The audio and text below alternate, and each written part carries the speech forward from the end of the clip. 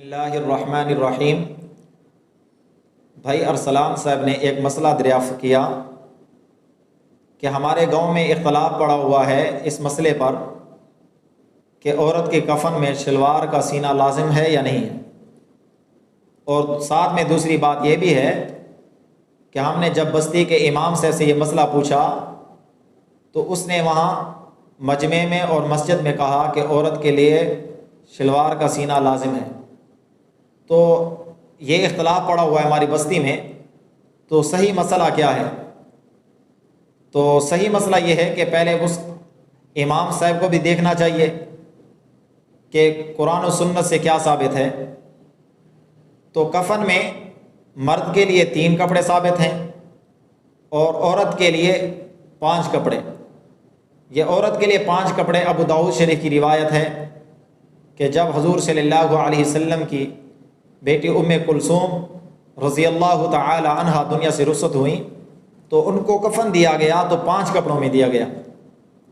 مرد کے لیے 3 کپڑے ہیں، 2 چادریں اور 1 قمیص۔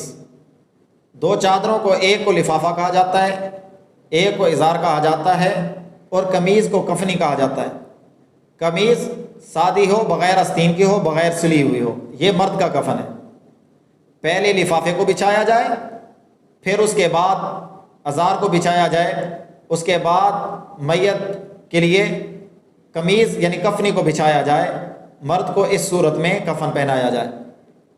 اور عورت کے لیے 5 کپڑے ہیں، 3 کپڑے تو یہی کہ 2 چادریں اور 1 کفنی یعنی قمیض وہ بغیر سلی ہوئی، اور اس کے ساتھ 2 کپڑے اور ہیں۔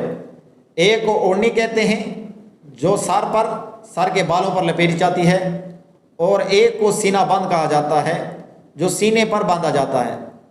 تو عورت کے لیے 5 کپڑے ہیں اور مرد کے لیے 3 کپڑے، اور عورت کے لیے جو ازار ہے، جو چادر ہے لفافے کے اندر، یہ شلوار کی جگہ پر ہے، اور مرد کے لیے سطح بند لنگی کی جگہ پر ہے۔ تو 3 کپڑے مرد کے لیے اور 5 کپڑے عورت کے لیے ہیں، اور یہ شلوار سینہ کہیں قرآن و سنت سے، فقہ سے کہیں ثابت نہیں۔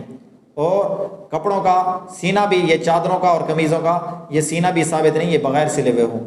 اللہ تبارک و تعالیٰ صحیح مسائل سمجھنے کی توفیق عطا فرمائے۔